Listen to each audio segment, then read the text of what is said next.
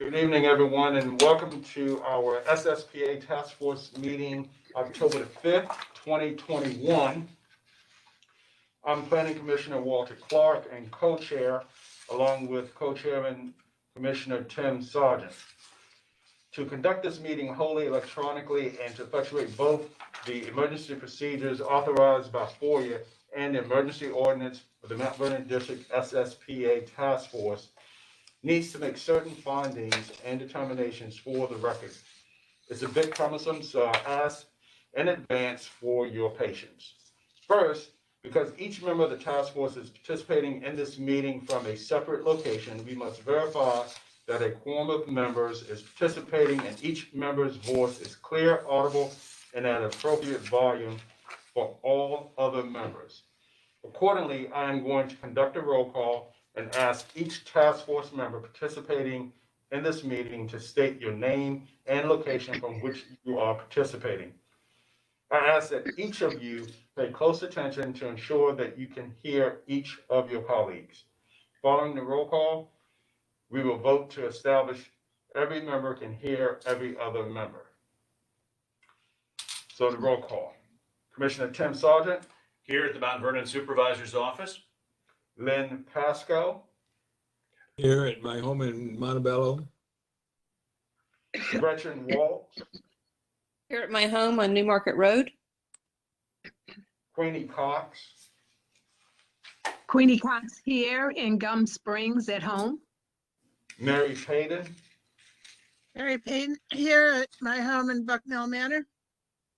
Holly Doherty.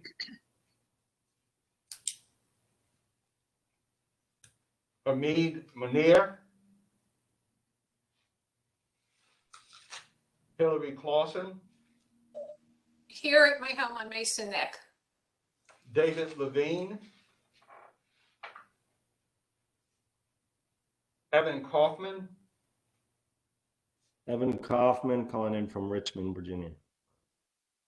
Ellen Young. Yes, Ellen Young here at home in Bellevue. Thank you. At this point, I will pass the virtual gavel to the co-chairman so that I may be heard making the requisite motion. I move that each member's voice may be adequately heard by each other member of the Mount Vernon District SSPA Task Force. I so move. Do we hear a second? Second. Okay, seconded by Ellen Young. All in favor of the motion, say aye. Aye. Aye. Any opposed? Hearing none, the motion passes.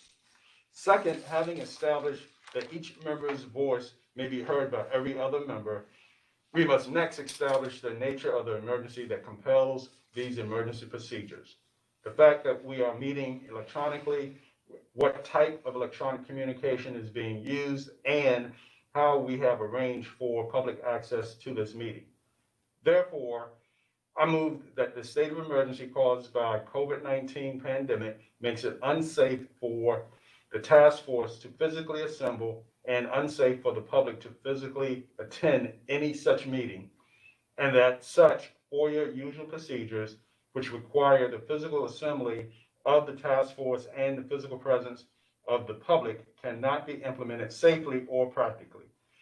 I further move that the task force may conduct this meeting electronically through the dedicated video and audio conferencing line, and that the public may access this meeting by registering through the meeting link on the Track a Plan Amendment page of the SSPA website at www.planning-development/amendment or by calling 1-844-621-3956 TTY 711. It is so moved. Do I hear a second for the motion? Second. That's Gretchen. Okay, seconded by Gretchen. All in favor of the motion, say aye. Aye. Aye. Aye. Any opposed? Hearing none, the motion passes.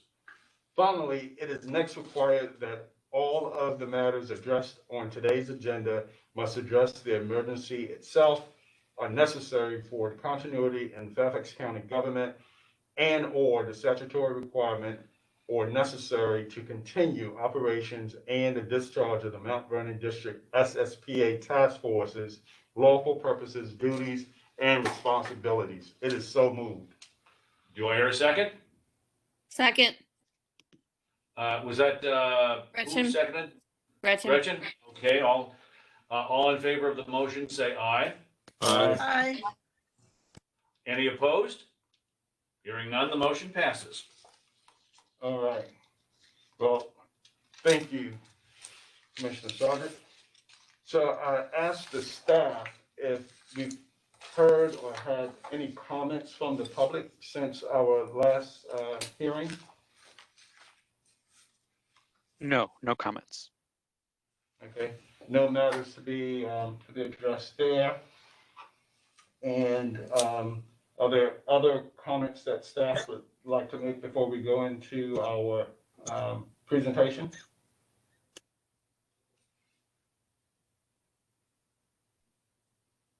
No, sir. Yeah, no additional comments. No, okay, great. Thank you very much. So we have the Huntington Metro Station presentation and that we will go through. You see items on the agenda here, and we can start that process. All right, thank you, Commissioner Clark. Good evening, everybody. Hope you're all doing well. I know it just started raining where I live, so hopefully everybody is able to stay on, doesn't lose power or anything like that. So this little October rain is in store for us. So thank you all for coming out tonight. We are going to be shifting gears back to Huntington Metro today.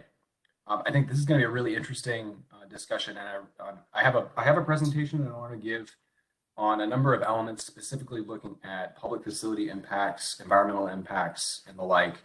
But I'm gonna try to pause in a couple of locations so that it's not just me, single-handedly kind of talking at you for an hour and a half. I really want this to be a dialogue because there's some really important policy considerations that we want to get the task force's thoughts on, in particular, as we go through it. So I'm going to try to pause in a couple of locations, but if you have questions that pop up along the way or comments, just raise your hand, let me know, and we can pause. So I'm hoping that this can be kind of more interactive.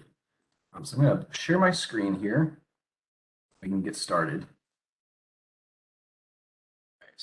So can everybody see my screen? I'm going to try to shift over to presenter mode now. Yes. Right. Excellent. Just 1 second, actually.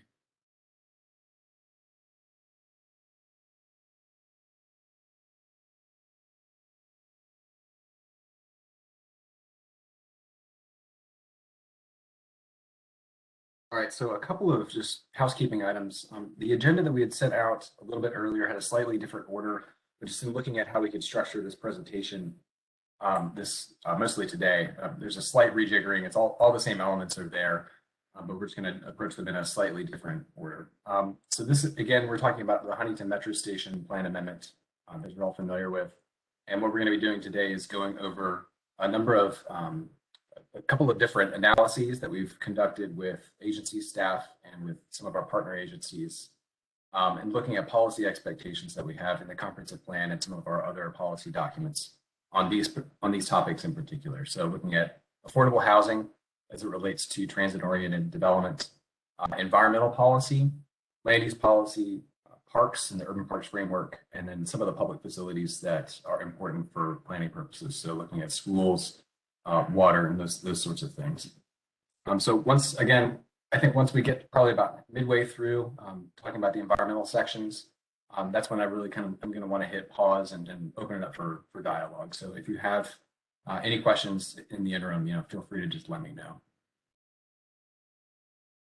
All right, so I think you're all fairly familiar with the site, but for those of you that are joining as participants that aren't familiar with it, so we're dealing with the Huntington Metro Station Plan Amendment located in the northern portion of the Mount Vernon Supervisor District. And I'm going to try one thing real quick. I apologize. Are y'all seeing my presenter view here? Yeah, You're it's seeing really my, tiny, but yes, you're seeing Yeah, my but notes? can it be bigger? yes. Yeah, I'm trying. Sorry, 1 second. Oop.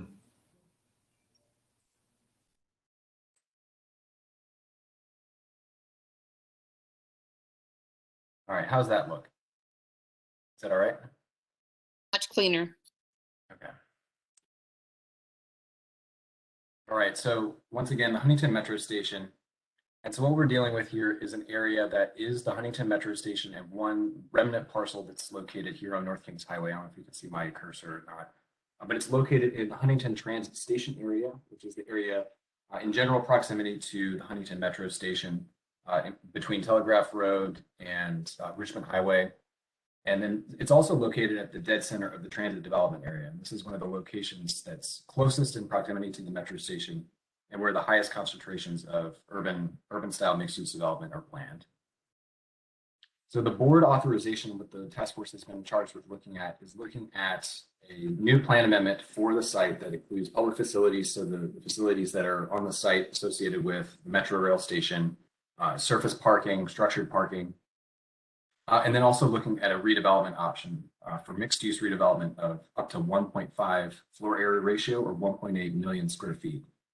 So this in total would come up to, for all of land units E and F, a grand total of 360,000 square feet of office and retail use, and up to 1,500 net new dwelling units or 2,350 total units for land units E and F in low, mid, and high rise building types between 55 and 200 feet in total height.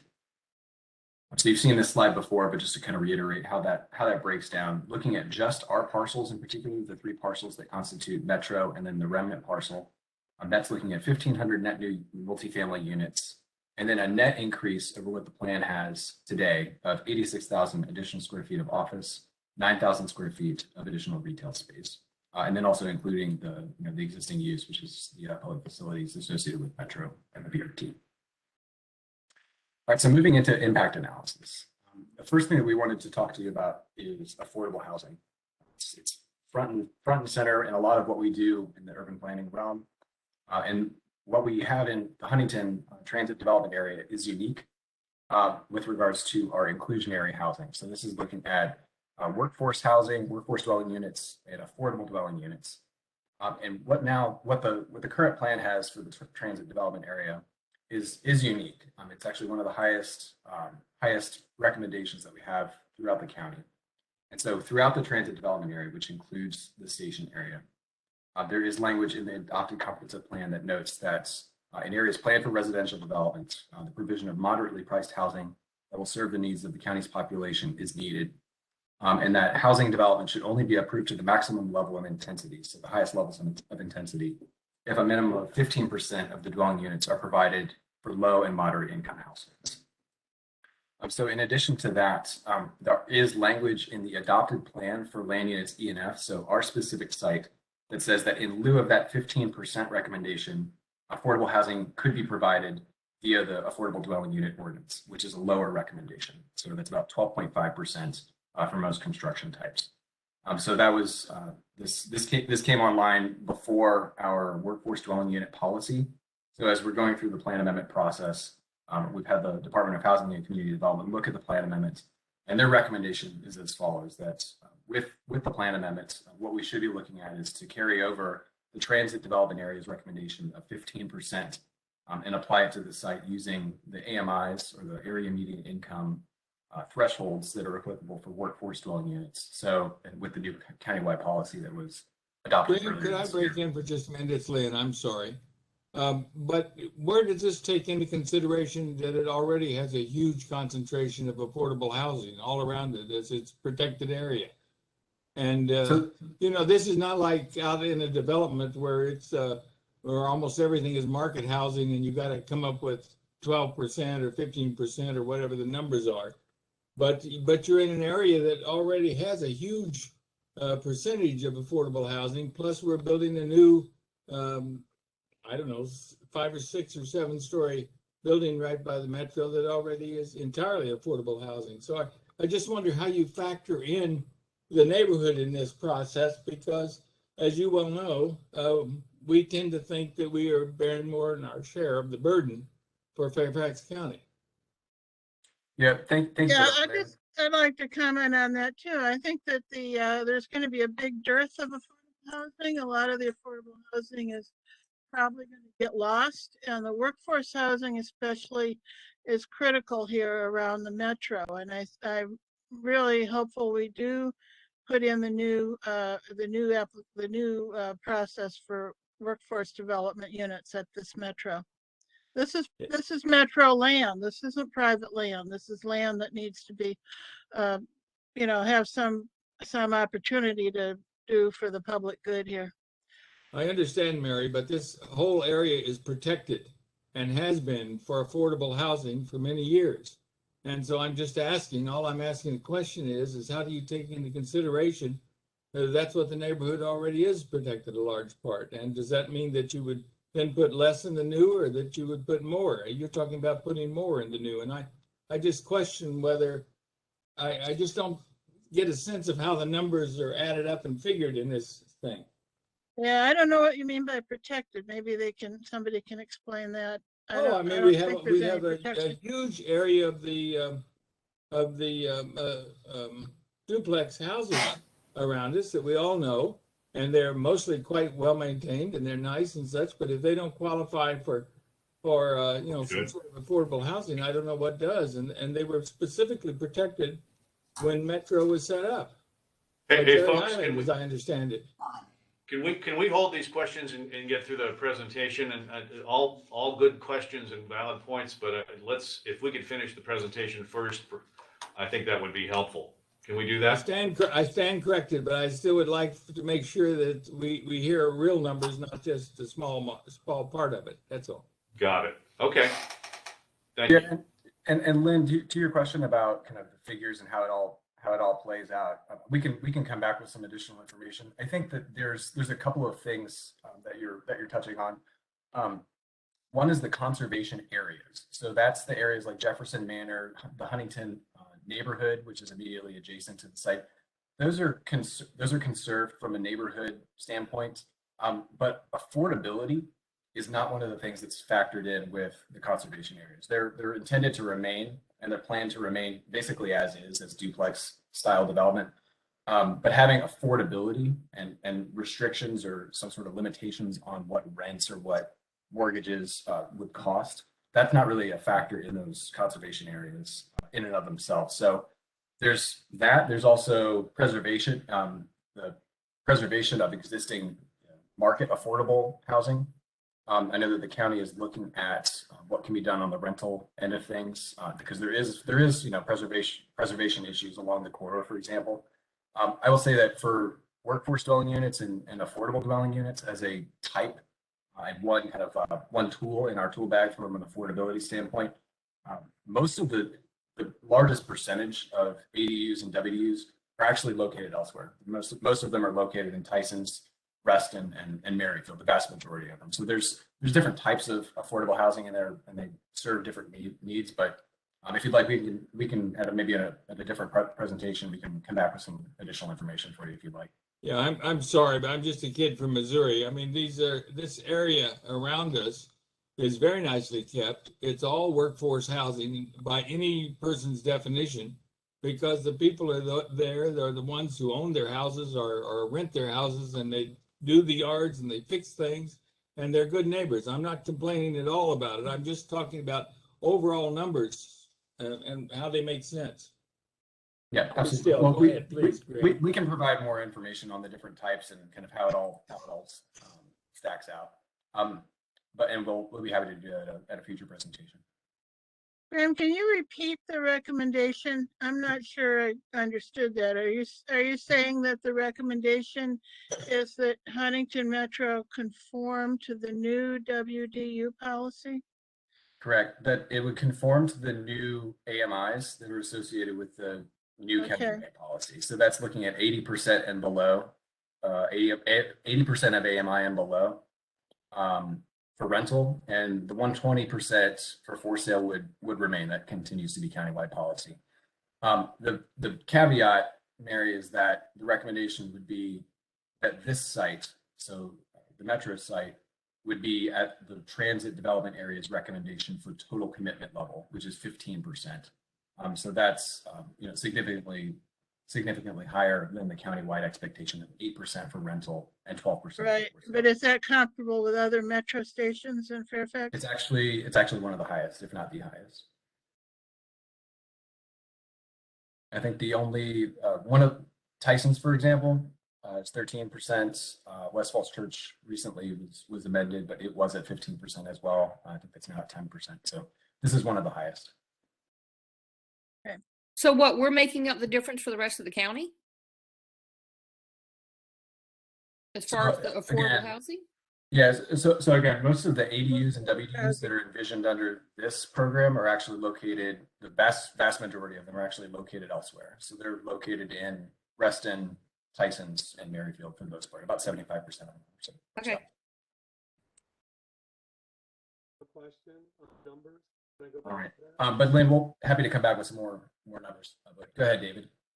Okay, my question is, when you talk about 15% WDU, that 15%. David, we're having trouble hearing you. Oh, I'm- sorry. It's really David, faint. you're too quiet. We can't hear you at all. It's hold on. Hey, is this better? He needs to turn up his speaker. No, we still can't hear you. Okay, never There mind. you go. Now we can. There you go. You're good now. Can you hear me now? Okay. Yeah, go ahead. Sorry. Okay, Graham, my question is on the 15% ADU, WDU, is that 15% of the 1,500 units that are envisioned here? About Correct. 225? Correct. It'd be 15% of the 1,500. Okay, and then the other question is, how does it break out between the rental and the for sale? Like, has that been decided between the up to 80% AMI for rental? How many units are we talking about? And up to 120% AMI for the for sale? It hasn't been decided. We have not seen, anything in terms of the tenancy of the units as a part of the WMATA development yet. So I think that remains to be determined. That we haven't had a discussion with them about that one way or the other, whether all of these are envisioned to be rental or if they're all envisioned to be for sale, if there's some combination, of that. So unclear at this point because it does affect, the AMIs and how those are structured. So, but this will be something that, obviously when we're a bit further along in terms of looking at plan text and looking at what's appropriate for this site in terms of housing recommendation. This is the recommendation that we had coming from our Department of Housing and Community Development, but we can get into it in a little bit more detail in terms of how the task force would want to approach this. Okay, thanks. Any other questions on this slide? Happy to talk about it further.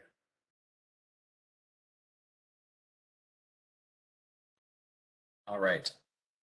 So the next topic we wanted to talk about is stormwater.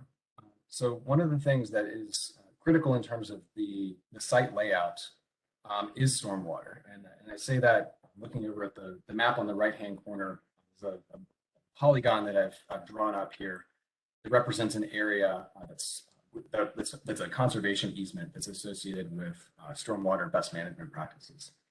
So stormwater management, as you all know, is a way in which we handle quantity and quality of stormwater when it runs off on a site, and how do you manage that to achieve county outcomes with regards to environmental policy. So low impact development practices, best management practices. There's a lot of ways in which we can do more innovative ways to look at that stormwater management on this site. One of the things that's existing, as I said, is the conservation easement that's on the western boundary of the property adjacent to Huntington Club. And that conservation easement was put in place back in 2007, and it's associated with stormwater credits associated with the mill garage development. So when the mill garage was developed, the conservation easement was put in place so that they could have that area count towards their stormwater credits. So one of the things that we're going to be talking about as a part of this presentation is that easement as it serves a function, obviously from a stormwater perspective, allowing that area to remain as good forested conditions, helping to absorb stormwater. There are other ways that stormwater can be managed. So that can be looking at, with the redevelopment, for example, what are some ways in which we can right-size the stormwater facilities from an engineering perspective with the new developments so that those areas in and of themselves could be freed up for potentially other uses. Obviously, any development within the easement would need to account for stormwater when it's and the stormwater credits are associated with the middle garage when they're going through any sort of engineering to size those facilities. And then also with regards to stormwater, natural landscaping is a big thing. We have a lot of policy guidance now with regards to how do we do the right types of planting so that we're providing types of ecosystems and filtering stormwater from through natural means so that we can achieve environmental objectives. So here are two areas in particular we wanted to talk about with you. The first shows the area of the conservation easement. I took this photo from the middle garage, so it's looking out towards the northwest. So this is looking at the garage, from the garage down to the station area. And then, as you can see, you have the conservation easement a little bit further to the west. You can see Huntington Club and the existing condominium development just beyond the trees there. So this is the area that's preserved as existing, as the existing stormwater conservation easement. Area number 2, this is an existing forested area that was reseeded and replanted, and it's doing pretty well actually. And all that was done with the middle garage when that was redeveloped. So that's an area that's newer, kind of an emerging forest, so to speak, on the eastern side of the property. So from an urban forest perspective, and a stormwater perspective, we recognize that this is an area where we have policy guidance with regards to conservation. At the same time, we also have, as I'll get to in a second, policy guidance with regards to slopes. So as you can tell, this is an area with a high degree of slope. There are Marumsco soils all throughout the site, marine clay throughout the site. So these are areas that need to be looked at carefully if there's going to be any sort of development. But as you can kind of tell, especially looking at this map on the right-hand side of the screen, the forested area really does get pretty darn close to North Kings Highway, and from a certain perspective starts to limit what can happen from a development standpoint, as well as from a connectivity standpoint with regards to the Huntington Club development.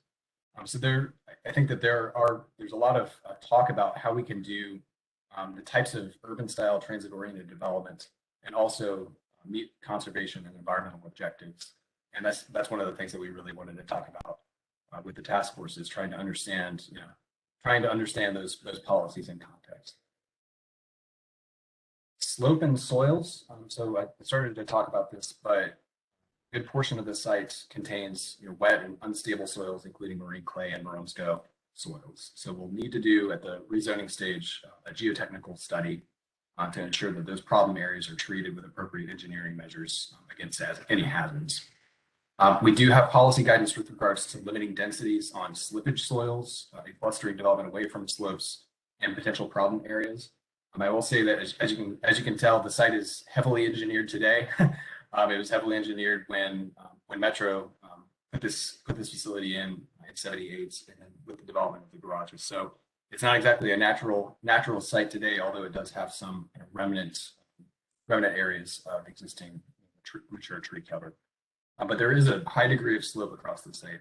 This is probably a familiar slide, but it goes from about 160 feet above sea level in terms of elevation on North Kings Highway down to close to sea level, 30 feet above sea level when you're on Huntington Avenue. So that's probably the site's probably the most noticeable feature when you're looking at Huntington Metro is that's got a pretty challenging degree of topography. So this image to the right, I took this photograph from, I think also from the middle garage. So this is looking at the area right about here. So this is just above the the south garage. So looking towards North Kings Highway. So this is the trees in this area in the conservation easement. You can see from this image the escalator shaft. So that's the escalator shaft. So it's heading down from the south garage down to the platform. Here's the existing topography with the conservation easement area overlaid on top of it, just to kind of give you a perspective of what we're looking at from the perspective of slope. So this easement does take up a good amount of space, on the western property line, and then also getting close to the North Kings Highway. Graham, this is Gretchen. Can I ask one quick question? Yeah, go ahead. I'm baffled that, okay, this project's been almost 10 years in the works and there's never been a geotechnical survey? Really? There hasn't been one that we've seen. I could check with the WMATA folks and see if they've done a preliminary study. Yeah, it just doesn't make any sense. On the call. Yeah, Neil, Mark. I mean, how do you put a plan together for a project like this without a geotechnical survey? Because everyone knows the land is an issue. Excuse me, Gretchen, this is Neil Teague. Graham asked me to. There have been many geotechnical studies on this property, and there's, from the original development and, construction of the metro line and the garages, every project that's been built here has had a geotechnical study, and we have a fair amount of geotechnical information about the site. The detailed geotechnical study you do for a specific building, you need to wait till you have a building footprint to work the design. But there's no question that the slopes are there, the soils are there, but they can be engineered, based on geotechnical principles. Okay, I just thought I'd ask because I was completely baffled by the statement that I saw. I was like, that doesn't make any sense. So thank you for that clarity. Sure. Yeah, and Gretchen, it's not typical that during the planning stage, unless there's a concurrent rezoning, that we'd be looking at geotechnical information, but it is something that we would look at with the rezoning process. So that's the reason for saying that. It's not that we don't have the ability to request one. It's just that usually comes at the rezoning stage. Okay, it just seems that that's further down the line than it should be. I mean, I understand how you can put a plan together if you don't understand what you're dealing with. Sure. I mean, I think it mostly just gets to a level of detail. If there are engineering principles and other things that our applicants think can work and aren't required at this stage, then I think we're at a stage where if we put together a plan and they think that they can engineer it to the satisfaction that it's safe, I think that we're okay. All right, just putting that out there. So this is a illustration of the concept plan that the task force saw earlier this year.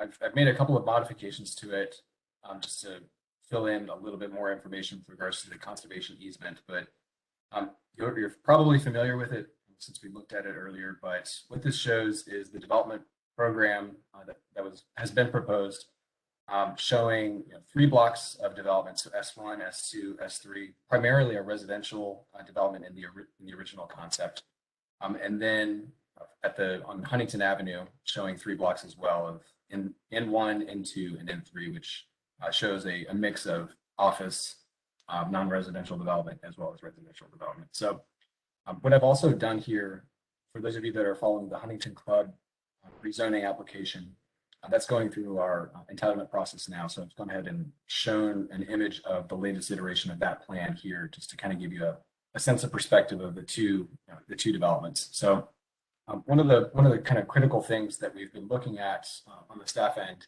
has been, what are ways in which we can really enhance connectivity throughout the transit development there. So that's one of the key principles, just one of the listed principles in the TDA plan is coordination of development. So it's really something that we've taken seriously. This is one of I think as Joanne was mentioning at one of the previous presentations that we had earlier this summer, this is one of our only sites in the county where a transit station is not located in the middle of the highway. So it has, from a placemaking standpoint, from a district level standpoint, has a tremendous amount of potential if we can get connectivity right and get the densities right, circulation, those kinds of elements done correctly. What I've shown here in purple is the conservation easement. What I would say is that, this is put in for stormwater purposes. As far as we understand it, any sort of structure, so S3 is shown here, the development block, any sort of trails, any sort of improvements in this area that aren't specifically related to stormwater and the maintenance of the vegetation is prohibited.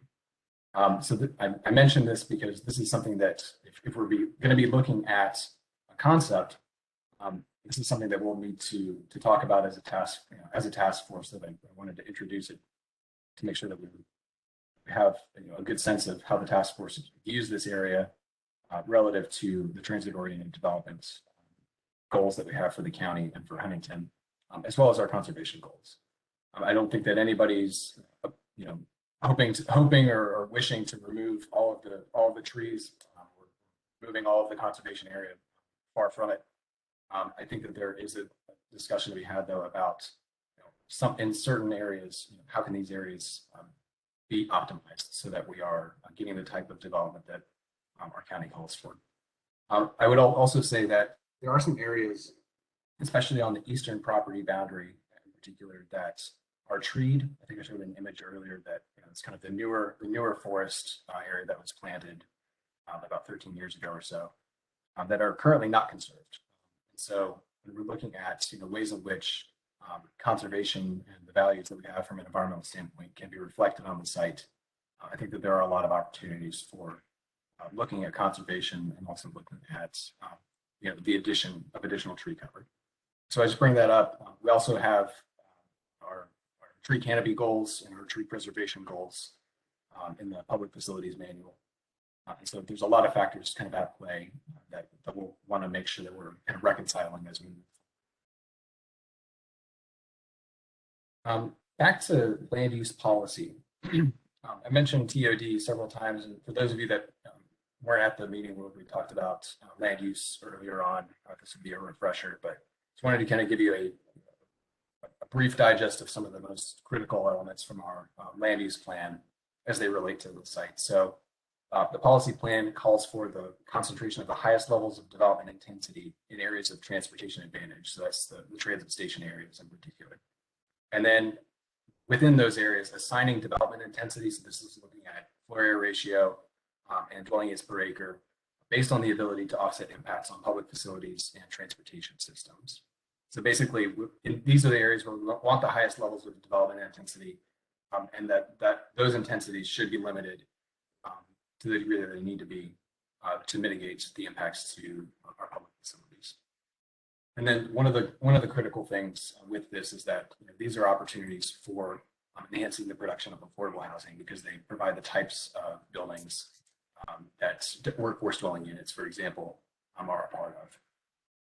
Objective 16, this is starting to talk about TOD in particular, and it indicates that we have focused growth in certain planned and existing rail stations, and this is a way to create opportunities for compact pedestrian and bicycle-friendly neighborhood centers accessed by transit. A couple of other policies that I just want to call to mind here with regards to TOD. So this is looking at our land use element. We have a specific appendix in our land use element that talks about transit-oriented development, provides guidelines. So a couple of the elements of that guideline document that I wanted to highlight for your consideration is that, once again, focusing and concentrating density in closest proximity to the rail station. So one of those ways in which we kind of define that concentration is within a quarter-mile radius. Within the TOD guidelines, it's a 5 to 10 minute walk. Actually, within the TDA, the transit development area for Huntington, it's slightly different. It's 5 to 7 minute walk. But it's obviously, the idea is that the highest intensities of development should be within a walking distance of the metro station. I'm also looking at ways in which we can really emphasize pedestrian and bicycle experience within these areas. So there are specific elements in the TOD guidelines calling for enhancements to bicycle and pedestrian safety and travel lanes and trails within the station area. A couple of others, mix of land uses, that's critical, so that you don't have just residential or just non-residential development.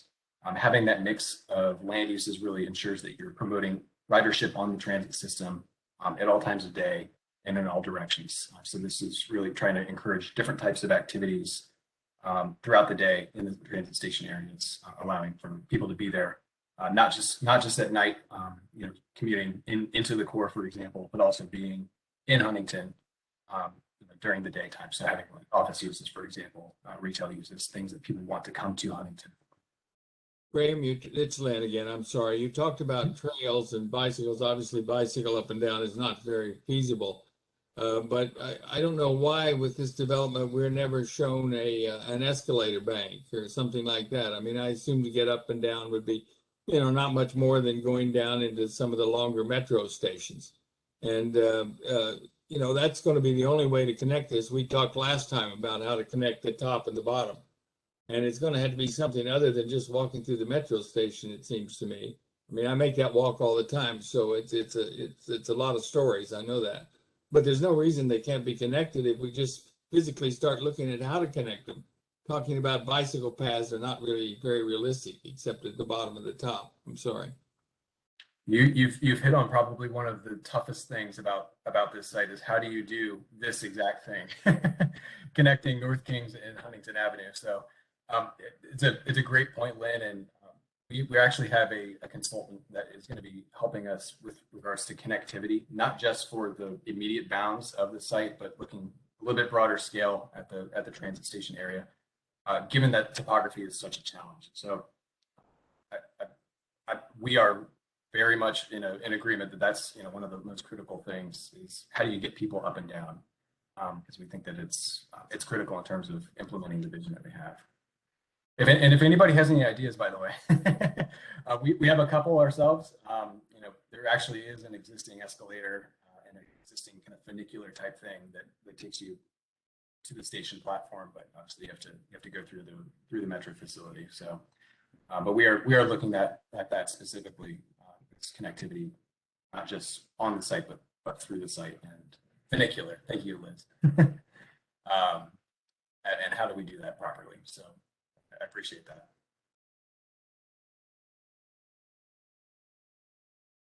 Any other thoughts on the TOD guidelines?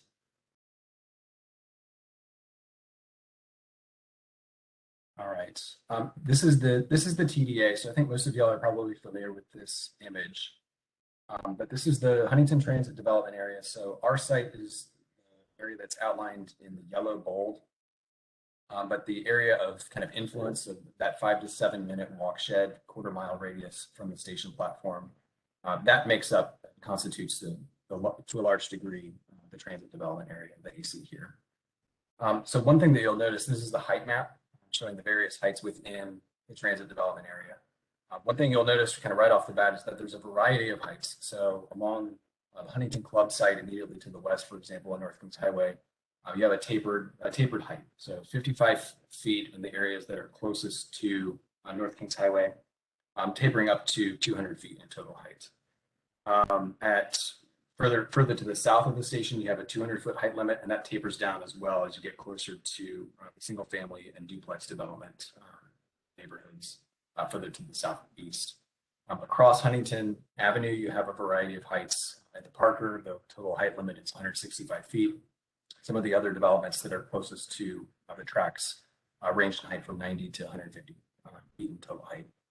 Obviously, for the vast majority of the site that we're dealing with, the existing adopted TDA guidance does not have a height limit. There's a little bit at the kind of the southern end of things. That's 200 feet in total height, and that's the area that was previously planned for an office development.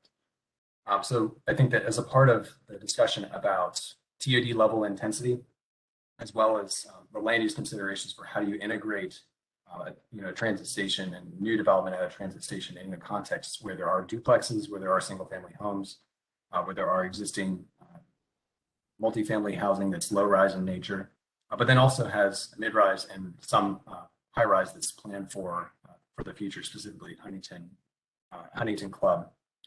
What is the appropriate height limits? Is there a tapering effect that we should be looking at for North Kings Highway, for example, similar to Huntington Club and how they're doing it there?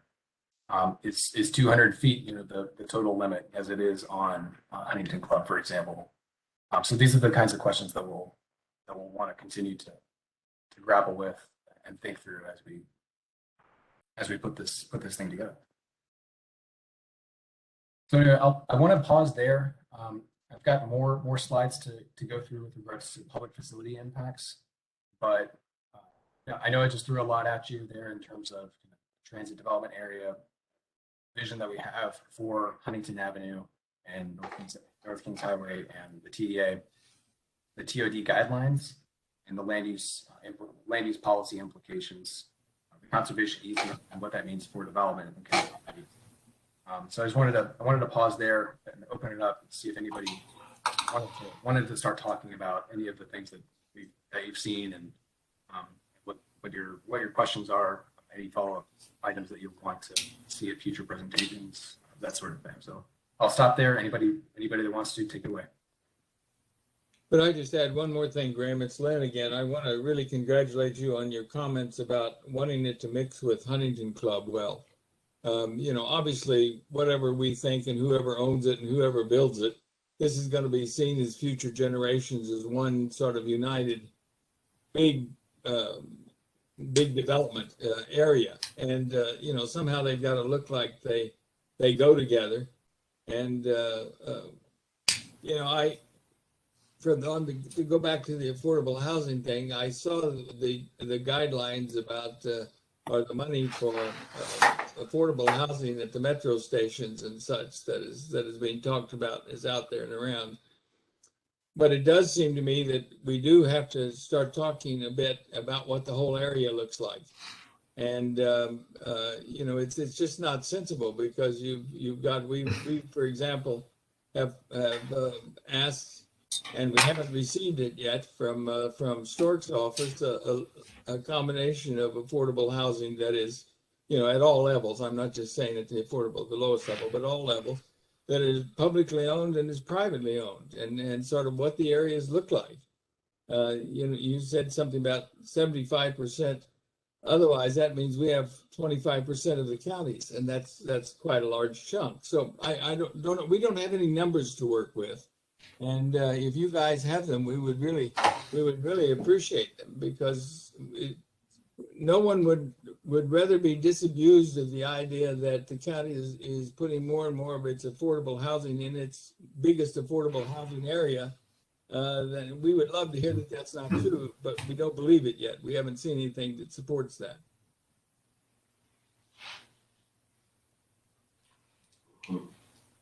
I agree with Lynn.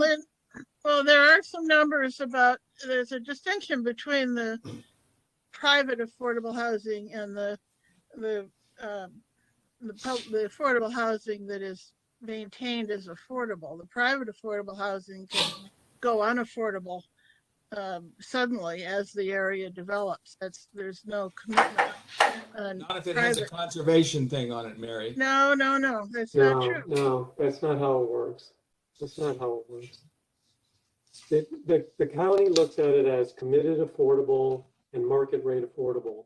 And committed affordable means that the units themselves have deed restrictions or financing restrictions to keep them affordable. So the Huntington Arden development is committed affordable up to 60% AMI. Now, and I don't know, Graham, to answer Lynn's question, I don't know what other committed affordable units are in this area. But when you're talking about market rate affordable, within a day, that can become unaffordable. With pressures on rents, it becomes unaffordable quickly. And the county has lost tens of thousands of units of market rate affordable housing in the last decade. And there's nothing to prevent those units from becoming very pricey and completely unaffordable, as Mary said. I would just add. Vernon does not have the most committed affordable housing in the county. We have the most market affordable, which can become unaffordable, but we do not have the most committed affordable of any district. There's a dashboard I can send you the link to that shows the numbers on that. I'd like to see it, Mary. Thanks a lot. I would Sure. very much like to see it. And I think Nick Reinhardt may have just, I can't see the actual link, but he may have actually just dropped a link to the eAffordable website, which is the affordable housing dashboard. So that's, Lynn, it's a tremendous resource where you can go in there and look at all the different types of affordable housing, sort it, if you'd like, by supervisor district, so you can start to understand the geographic dispersion of affordable housing and its various components across the county. So it would show the ADUs and the WDUs, that's just one type of affordable housing. It's the inclusionary privately owned affordable housing. And then there's others that are owned by SCRHA. That's the public housing. There's just so many different types and then there's also those that are just affordable by their very nature, either due to their age, due to their condition, due to their location. In a lot of cases, those are what Mary was talking about, where it's affordable housing that is not committed. It doesn't have a deed restriction on it. If the market changes tomorrow, it could very quickly go from a situation where it is affordable to one where it's not affordable any longer, especially on the rental side of things. This is a discussion we'll have in the future and continue to have. Can't remember. At least most of the positions that we've had is we've talked about it, and I can't see. I'm not saying a thing. Yeah. Most of the things that we have argued is that we want to have housing out there that is affordable, that people can buy, and not be caught into the trap of rental or silly things like mobile homes or such, where you get trapped into this cycle. We would like them to be homeowners. And the area around us, in fact, in the Huntington area, here is perfect in that sense, that people can own homes that are not very expensive or relatively not very expensive. So I'm not arguing against David's point about having lost a lot of ones, but I think it seems to me the goals are often fuzzy when I hear people talk about this. I'll be still. That's enough.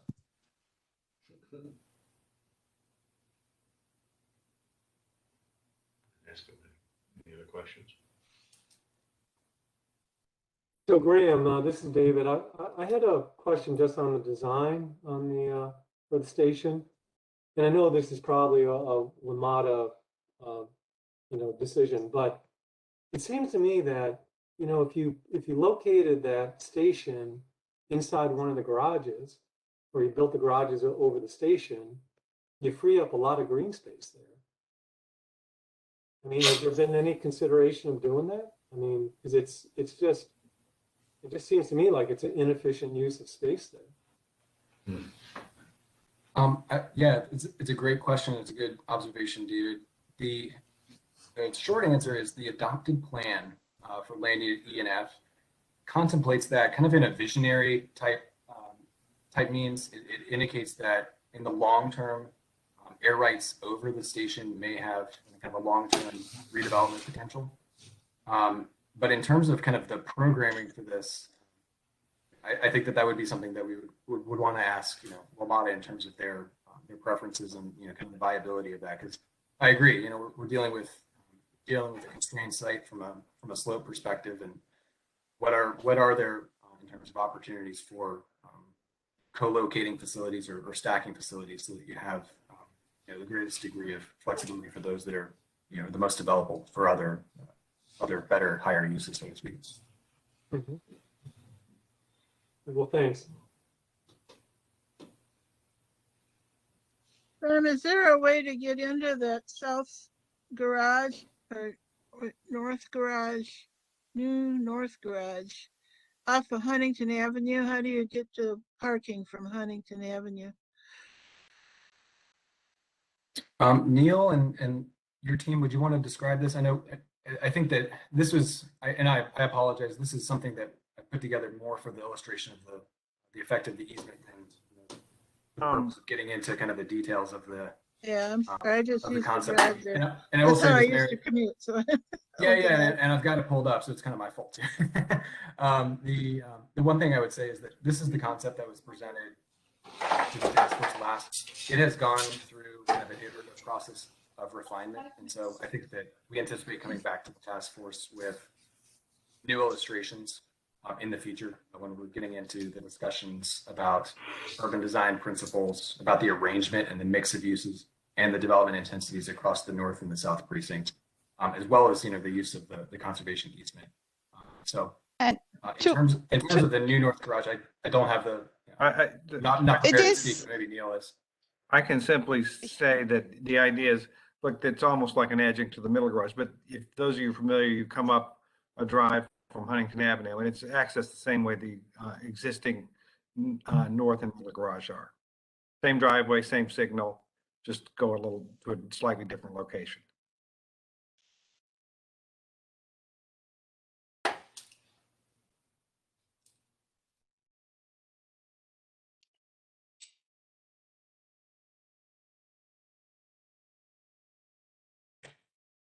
So in this conservation area, would there be anything like any trails or places to sit, or is that like wild, or can that be also part of the walking and enjoying feature?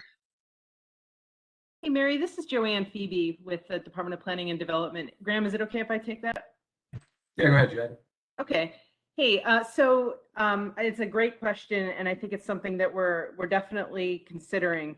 If you look at the way that Graham has laid these developments out so that you can see it all together, it really is glaring that you've got Huntington Club with all of its development, and then the WMATA site, and that we're contemplating right now, and then it's just like a line. It almost looks like a wall between the two developments. And I think if we were to look at this holistically, we certainly would say that that's just not great in terms of thinking about this whole, as I think, Lynn, you said it very well earlier, we want to think about this as a whole place together, not just individual developments that happen to sit next to each other.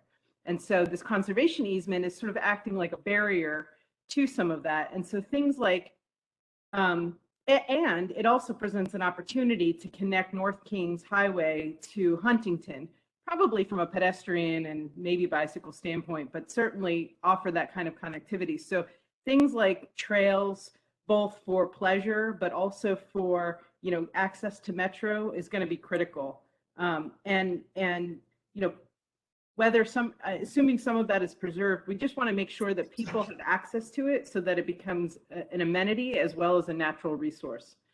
People can't appreciate all of these great things if they can't access it. So I think those are really all very strong ideas, and we've got some really top-notch consultants that are looking at this concept and going to present some interesting ideas to the whole group. Just for the benefit of our committee, I'll say that there are 150 steps through the metro from up above to down below. I do it fairly regularly, so it's quite a hike, and I'm all for finding some way to make it usable, but it's going to be a real trick, and I agree with you, Joanne. It's going to take some really good thinking, somebody a lot smarter than I am to figure it out. And we want to look at things like not trails and connectivity. We want to look, when we think about how do we make this a whole place, we're thinking about the architecture and the design of the buildings. Do they work together, from a height standpoint, from a form, and then public spaces. How do they knit together so that, we're creating a network of park spaces with the kind of variety that we need across the whole of the sites, not just each site developing their own. And then the last thing I just wanted to mention real quick is that we're also thinking about larger connectivity to some of the area assets. We don't want this to be like bounded by North Kings and Huntington Avenue. We want to think about it as, boy, we've got Mount Eagle Park, and what a great asset that is. And we have Cameron Run Creek Trail. And how do we get people connected well to those assets so that really this ends up being a complete community? So those are, just a lot of considerations, and I really can't, I'm so excited about the Huntington area and what opportunities it presents. I just think that there's, yes, the metro is in an odd place. In a perfect world, would it have been placed there? I think in thinking about all of this, no, it was a drive-to park and ride lot. But now we've got to figure out how to retrofit it. in a creative way. Anyway, I'll stop there. This is Tim. Just a quick question. I'm trying to remember how many passengers do you anticipate Metro serving at this station per day?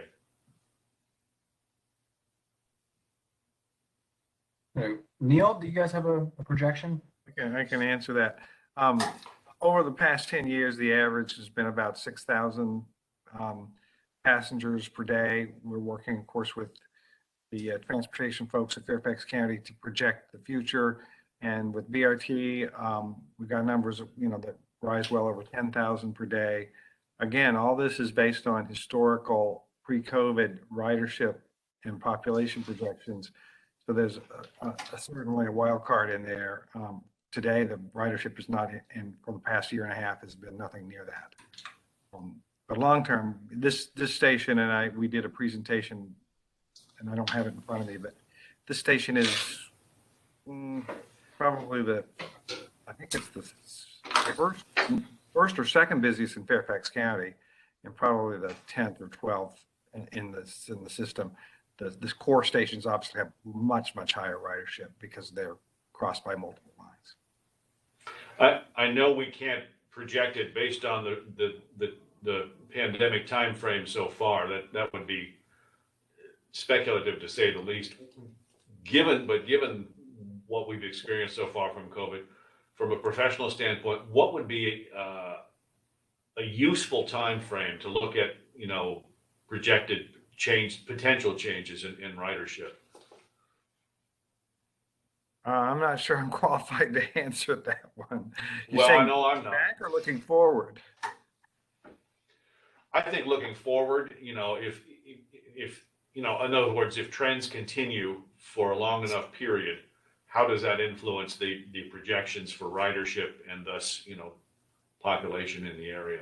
Yeah. And that's an open question. Doesn't have to be answered now. I'm just wondering what kind of time I wouldn't want to give a stamp answer to that one. I wanted to talk to Metro planners for that one. This is Stephen Segerlin, actually, from Metro, in the Office of Real Estate, and working with Neil Teague.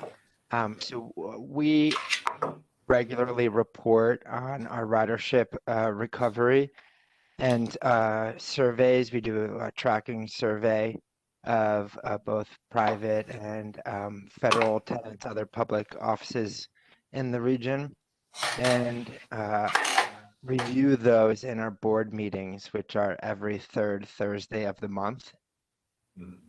So I would say the general feedback that we see is projections keep sliding as the pandemic has persisted. So it is very difficult to predict. Yeah. Okay. But I don't want to. That's where you can find the most current information is on our website, looking at the board meetings. How far out would that project at this point? I mean, I think it's in the period of years. Okay. Well, that may be useful for future consideration. Yeah. I don't want to limit it too much by what I don't want to suggest limiting it too much by the current phase of the pandemic. And I certainly want professional input, to determine what length of time you consider whether projections hold up. Yeah, it's hard to tell. There's been some studies done by Greater Washington Partnership and some like national real estate agents saying that there may be a prolonged shift to teleworking that, it could be upwards to 20% forever is gone. Will no longer commute. Some numbers are more, some are less. I think realistically, everyone's kind of taking a shot in the dark and just regularly asking the question. Got it. Okay. Well, thank you very much. Appreciate it. Well, I have another question. I don't see how the BRT connects to the Metro in this drawing. That's coming up on North Kings Highway, right? You want me to answer that, Graham? Yeah, go ahead, Neil. Mary, I think that's kind of a compliment. Actually, it's under the park. And it comes down the Metro Garage Access Drive, and it circulates under that park that you see in the middle that's surrounded by S1, 2, and 3. And in this concept, and it's right at the mezzanine, south mezzanine level. So the buses and the BRT come down North Kings Highway, of course, but turn on Metro Access Drive and circulate under that park. And, you know, people are literally steps from the Metro fare gates. Huh. The fact that you couldn't see it is a compliment, I think. Okay, that's good.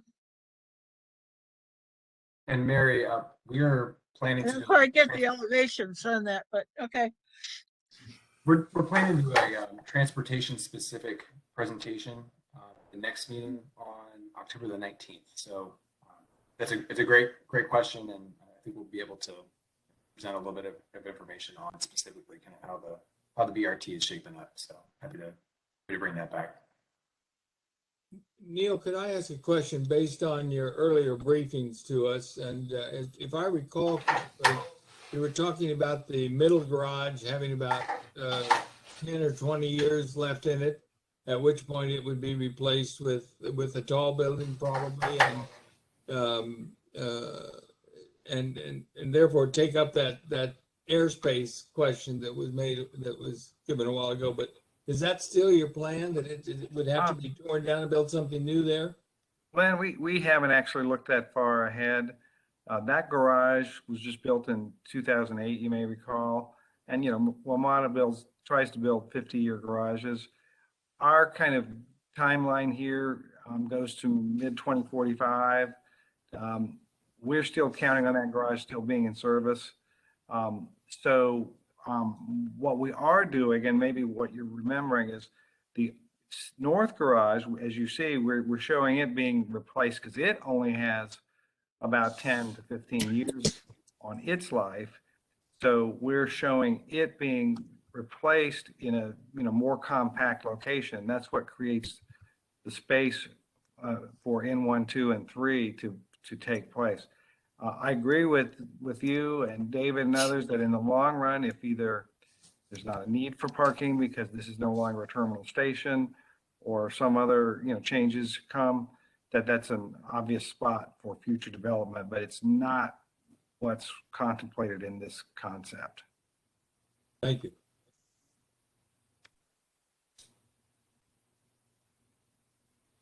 Any other questions?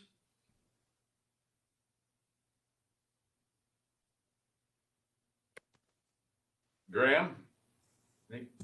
All right. Well, thank you all. Yeah, thank you all for that. I got a couple more topics to cover, and then we can again do another round of discussion if you'd like. And if anybody wants to circle back to this, if anything gets jogged in your mind in terms of things you want to talk about, happy to do it. Let's see if I'm going in the right direction here. All right. So a couple of other factors on the environmental end of things. Noise, so transit-related noise in particular. For those of you that have been to the site, you may have heard the trains go by on the tracks. It's fairly apparent. Potential train noise could impact future residents if through building design it's not taken into consideration through materials and the like. So with the redevelopment, noise levels will need to be looked at and mitigated to a maximum. The dBA was an adjusted decimal factor, so this is looking at a measurement of noise, but 50 dBA decibels for interior office buildings, and then for residential buildings, looking at 45 decibels for the interiors, and then 65 decibels for the exteriors. Those are the standards that we have in the policy plan to mitigate to an acceptable and healthy level of noise. Green building, more generally. The adopted Land Unit E and F guidance, which controls the recommendations for the site, has some existing green building criteria that I think we would obviously want to carry it over as a part of the plan amendment, indicating that development on the site should meet the criteria for LEED Silver Green Building Certification or an equivalent program. And that's, again, in the adopted plan for Land Unit E. In addition to that, we do look at EV charging stations. So this is looking at electric vehicles, EV charging stations, and encouraging those with parking spaces. So that's coming out of our policy plan, environmental objective. One of the things that we might be looking at, since this is an area where a very large degree of parking spaces are contemplated as a part of being a metro station with commuter parking, is what does that look like from a numerical standpoint? Is there interest in having a specific standard or specific recommendation with regards to EV charging stations? So might be something that we need to talk about in a further meeting. Next, I wanted to talk about the urban parks framework and park spaces. This is another thing that is really important for the residents in particular. All residents need to have easy access to parks. And right now, the nearest parks are Huntington, Farrington, Heritage Hill, Jefferson Manor, and immediately adjacent at Mountain Parks. They're only currently meeting a portion of the demand for parkland that's generated by nearby residential development in the service area of the plan amendment. So park and recreation facility needs are going to be really important when we're looking at the 1,500 net new units, which is approximately 2,600 new residents that would be living on the site. Residential development obviously generates a greater need for park land than non-residential uses like office or retail, for example. So that's the core of the generation. The plan amendment, just looking at the total counts, generates about the need for about 4 acres of on-site urban parkland, as well as new sports courts facilities, including a new rectangular field, playgrounds, and sports courts. So that will be something that as this concept plan iteratively looked at and as the task force is thinking about proper arrangement and good planning of the site, how those park spaces are used, not just their amounts, but their quality, their character, how they tie in with one another, all those things will be really important. And we look forward to discussing it further with the task force. A couple of other public facility impacts, Fairfax Water. So with the plan amendments compared to the existing plan, the adopted plan for the site, there's a projection that the average daily demand and maximum daily demand for water would increase by about 150% with the proposed plan amendment. Makes sense given the large increase in overall intensity that's on the site. And Fairfax Water has identified the need to mitigate this impact by installing a 24-inch diameter water main along Huntington Avenue in the vicinity of the site. Next is schools. So the schools that are serving public schools that are serving the sites are Edison High School, Twain Middle, and Cameron Elementary. Currently, just looking into the short-term forecast, so the CIP level forecast, which goes about 5 years out, those schools have a projection in terms of their total enrollment, where Edison High School is projected to be at about 107% of their capacity. Twain Middle is also similarly projected to be at 107% of capacity. Both of those are considered a moderate capacity deficit. And then Cameron Elementary is projected to have an 82% capacity, so they'll have excess capacity for the short term, so that's the 5 years out.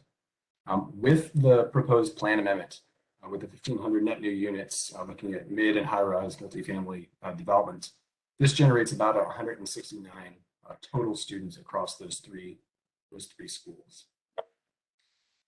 So the CIP the Capital Improvement Program for schools, identifies a number of ways that this school generation can be alleviated with the projected capacity deficits for the middle school and elementary school, with the middle school and high school in particular. They're not in any particular order, but there are ways that the impact can be mitigated given the CIP. So these would be looking at increasing efficiency by reassigning instructional spaces within schools to accommodate the increase in membership, some program changes, some minor interior facility modifications to create additional instruction space, and potential boundary adjustments for schools that really have a real capacity surplus. And similar type of mitigation that's proposed between Edison High School and Twain Middle School. There's no mitigation that's required right now for addressing any impacts to Cameron Elementary School because it has surplus capacity. Graham, I break in, I apologize, but do you recall what the number is for the Huntington Club? Since this would be coming in on top of what the Huntington Club numbers would be. I don't recall offhand, but we can get those numbers to you at the next meeting because I don't have them right offhand. But it's probably an unfair question, but it again is the two of them go together. I'm sorry, I missed that last part. I said it's probably an unfair question, but again, we have to look at the two developments together. It seems to me. Yeah, absolutely. We can bring additional information on Huntington Club at the next meeting, so we can look at the two of them together. You're absolutely right. You know, they're two large scale developments going on, district level developments that are going on. So I think that makes a lot of sense. Happy to look at those numbers combination.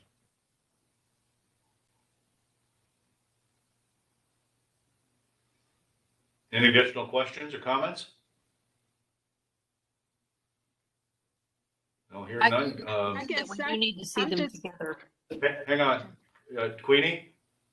No, I guess I'm just looking at the number of students. It seems like to me that's such a low number. Queenie, And I guess the projected number of students, and I guess because this chart or graph is almost 10 years old anyway.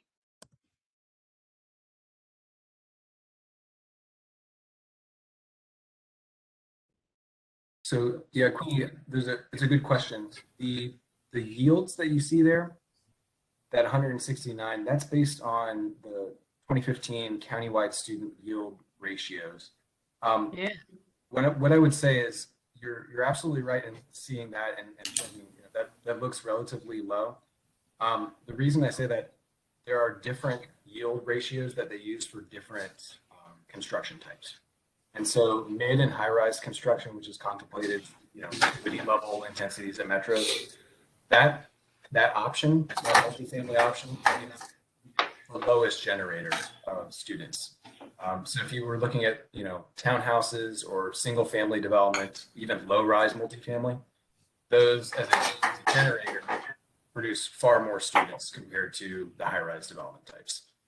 So that might be, if you're familiar with the yields that are associated with kind of those lower density options, that's why, is that this is specifically, you know, thought of by schools as something that is lesser of a generator. So are those schools going to expand in order to accommodate the capacity? Because even if you just look at Bellevue Elementary School, of how, you know, they ended up with all those trailers before they were able to expand the school. And they didn't have, and as far as I'm aware, and they didn't have the construction around Bellevue Elementary that you're talking about at Huntington. So in the mitigations that are identified, modular or building additions is one option, and it's not in any particular order. It's schools, a couple of things that I mentioned here. That is something that is included as a potential for Twain Middle School. It's not identified for Edison High School, and then obviously Cameron doesn't have any mitigation that's necessary for this. The other thing that I would mention is that the CIP goes out to 2025. And so the projection that we're dealing with for our planning horizon is different. So they're looking at CIP level. So what do I need to plan for in terms of my school facilities for the next 5 years, 4 years? Whereas our planning horizon is looking at a much more long-term thing for bringing all 1,500 of those net new units online. So they have the ability to deal with the influx, and they need to provide a seat for every student. But our horizon for bringing those 1,500 net new units, if it's adopted, is at least 10, 15, if not 20 years out into the future. So I would just mention that because there is sometimes confusion in terms of, you know, how does the land use horizon compared to the CIP horizon for schools. And one is on a much quicker time frame than we have for land use planning. Well, I guess, as you're saying, you know, a seat for every student, but those seats may become undesirable seats.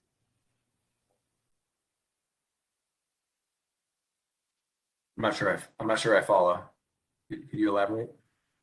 Well, I guess, you know, if you're talking about modular units, which I'm assuming you really mean trailers for modular, or it's just an uppity word for trailer? Sure. So, I mean, again, with Twain in particular, these are not listed in any particular order. These are thought of as things that they could do to accommodate the students. It's not things that they would have to do. And even if they were to bring all 1,500 net new online within the next 4 years, which is not, you know, not within the, that's not in our plan. Well, I was just concerned about that number has been lowballed, particularly having seen the expansion in Bellevue Elementary. So, and they didn't have all of this construction or development around its area. That's why I just think that the number is lowballed too much. Okay. What I could, I appreciate that. What we could do, Queenie, is we could run a couple of scenarios that would show, you know, different construction types and what the yields would generate if you're looking at kind of lower density options. So that way it would show, you know, what does this look like in terms of TOD and its impacts on, you know, generation versus something where you're looking at 1,500 net new single family homes or 1,500 townhouses to kind of show the progression and the reduction that occurs with greater densities. It might help to illustrate kind of how schools thinks about different types if you'd like. I'm happy to do that. Hey, Grant, it's Tim. While the formula for projections for student yields may not change, it is still possible that the CIP formulas can change between now and then, correct? So as they see trends, they can adjust the CIP plan going forward. Correct? Yeah, absolutely. They can, and I imagine that they will. I think one of the things that I think it was Lynn who mentioned, you know, looking at kind of the larger picture, you know, Huntington Club in particular, it's a really good comment. We can't just look at things in isolation, and they will make adjustments based on, you know, what's on the ground today, what's rezoned, you know, what development is coming online. So they make adjustments to their CIP to account for, you know, what they see in kind of that nearer term in the next 5 years to account for student generation. So I think it's a really good comment. We can come back with some more information with regards to Huntington Club, as well as you know, the different ways that the yields are provided. I think on another positive note too, we can note some recent collaborative meetings and work between the school system and the Board of Supervisors. So that may yield some other opportunities as well. So, okay. Other questions?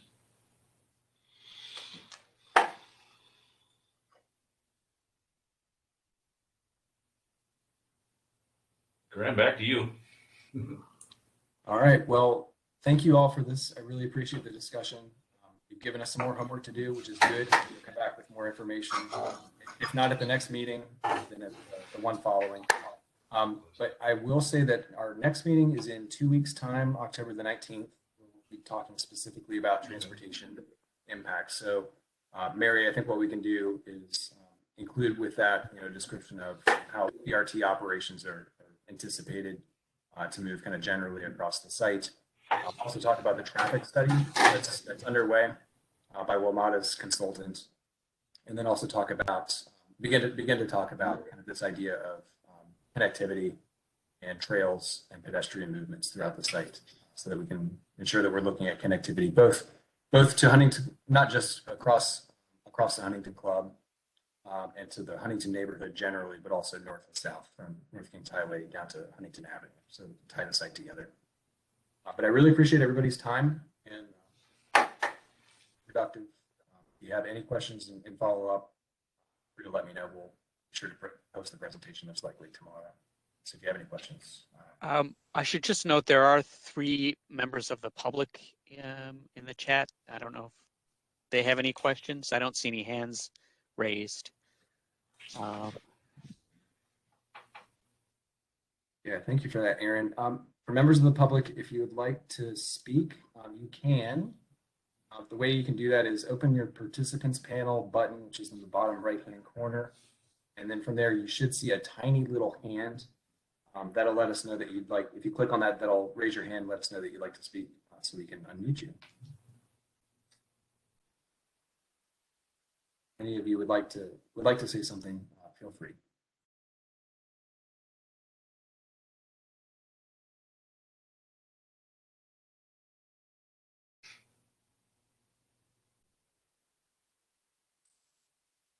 So you're not saying any, Graham? I'm not seeing any. Okay. Well, we want to thank the public for being and listening in tonight, and that's okay. No comments. That's great. Also, want to thank Neil Teague for joining us this evening and being able to elaborate and give us his thoughts, as well as Joanne Phoebe. We always appreciate having her on as well. Are there any other comments or questions for the good of the group? We're hearing none. Wow, Graham, you did a fantastic job. You're getting us 30 minutes of our lifetime back, and Thank you, Graham. we can go watch a little bit of baseball, the Yankees and Red Sox. So, Who are you rooting for, Walter? whichever team wins. Broken like There's a sure bet. politician, Walter. So I'll make a I'm gonna- motion to adjourn. Do we have a second? Second. It's been seconded. We are now adjourned at 8:01. Thank you all. Thank you guys Thanks a very lot, much. Graham. It was Thank good. you, everyone. Good job, Graham. Thank you. Very important. Thank you. Thank you. Thank you all. Really appreciate it. Take care.